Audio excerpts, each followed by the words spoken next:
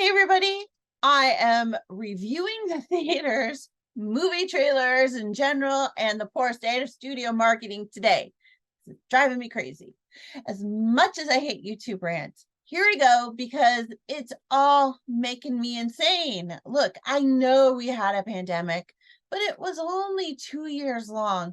Yes, the film industry and theaters had it really rough during that time when people were rightfully afraid to go sit in a darkened room breathing each other's air. Still, it feels like in those 2 years, studios completely forgot how to market films and create compelling trailers that show people just enough of the film to get them into the theater. It's a lot harder than getting people to click on a streaming title and watching it from home. Granted, we all know that's true. Still, there have been a bunch of trailers recently that didn't capture the films very well, films that were actually quite good. But if you went to the theater expecting to see a film from the trailer, you'd probably either be confused or disappointed. Some of those trailers include Asteroid City, which only showed part of the movie, making it seem like a quirky 1950s kids film rather than a really cool adult thought experience that's more of a think piece than anything.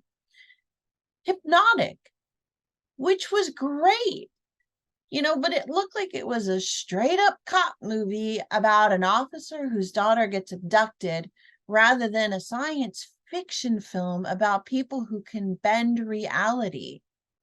Then there's Talk to Me, which showed the generic horror tropes without actually getting into the story. I almost didn't go see it. It just happened to be the only thing showing at the time, which is why I saw it. And it was one of my favorite horror movies of the year so far. Then we have Barbie, which I don't know, kind of sells itself on the title, granted. However, the trailer felt designed for children when the film was actually packed with adult themes and issues. Then we have Blue Beetle. Again, it felt like it was for kids, which it kind of was, but they totally missed out on really highlighting the Mexican American culture and the family centric values of the film. There's a whole group of people that they totally missed in that marketing. Then you have Disney's Haunted Mansion, which I don't know, kind of seemed like a trite remake of the old Eddie Murphy film rather than a funny, engaging, original film that has like an emotional punch to it. And then we have Elemental. Again, another film that looked like it was a kid's action film, funny and sweet, rather than a romance with strong immigrant themes. I mean, lots of these films over the last 6 months seem to have no noticeable marketing at all, other than the trailers shown in the theater, which absolutely fails to bring in new audience members. Speaking of trailers, and AMC, I am totally looking at you on this. I'm totally sick to death of 20 to 25 minutes of trailers before a film starts, especially with films bulking out at 2 to 3 hours.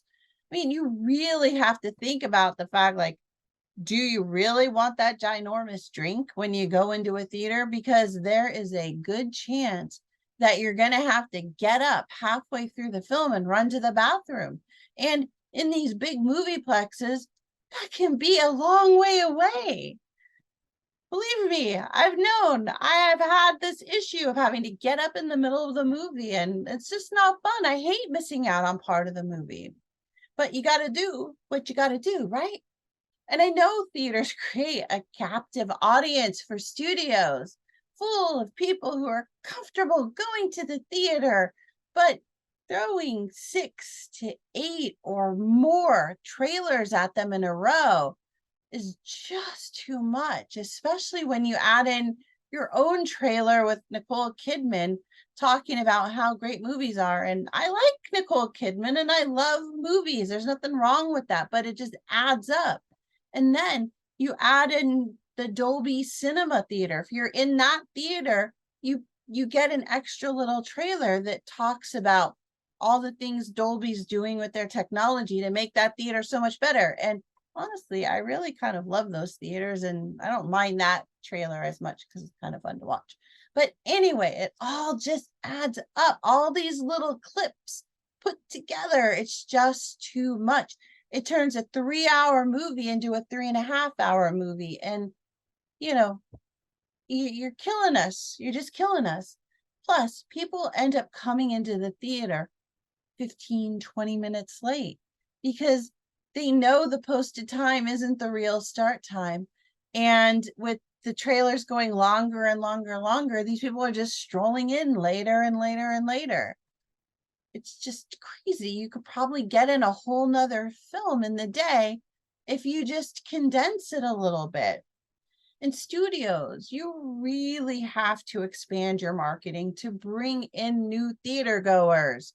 You have to bring in more people into the theater, not just keep fishing from the same pond. So, for example, off the top of my head, do more small spends. If you have a film that has a strong technology and history component like Oppenheimer, you should be advertising in places like Smithsonian, MIT Technology Review, I don't know, Macworld, like things like that, where people who really care about science and history would love to see a film that kind of fits their niche interest. With a film like Dungeons and Dragons or Blue Beetle or Hypnotic, set up some easy mechanisms for fan conventions, Comic-Cons, or experiences to sell print or video ads to you. They don't charge much for their advertising, but they reach a lot of people. And frankly, they are your target audience. If you set up some kind of easy ad kiosk online, you would make some good money while reaching a huge amount of your core audience. And I know there's a writers and actors strike out there now, but this weird release timing for some of these films, it's just odd. I'm still trying to figure out what Disney was thinking when they released Haunted Mansion in July. I mean, really, July? This is a Halloween movie from top to tail. It doesn't matter what else is coming out in late September or October. That film would have been a blockbuster in the fall rather than a summer flop. I can only imagine that they thought they would make more money with a weak theater release followed by Disney Plus increasing their streaming retention rates and adding a bunch of new subscriptions in the fall by doing it that way. Also, Last Voyage of the Demeter. What a great film.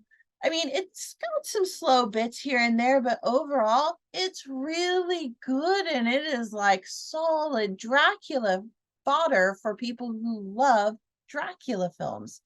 And it would have been really great as an October release for the same reasons as Haunted Mansion. And one last thought. Let your films linger a little longer in theaters before going into streaming. I think this is less of a problem lately, but for a while there, it felt like films were hitting screens and streams at nearly the same time. And in those cases, honestly, why would anyone go into the theater and see the film? It costs them more money. They have to buy more expensive tickets for everybody attending. They have to buy drinks and snacks and stuff for everybody. A theater visit could add up to easily like $50, whereas a stream, what is it, like, I don't know, 10, 15, $20? You are totally missing your audience on that. Okay, all right, I have to stop because I'm starting to really rant here. That really is my rant. I hate ranting, but I'm done. Let me know what you think. Do you mind tons of trailers? Do you like seeing the trailers? I mean, I do kind of like seeing the trailers. I don't know that I like seeing that many in a row, but what do you think? Do you see these ads anywhere? Do you see them on television in your streaming channels or your social media channels?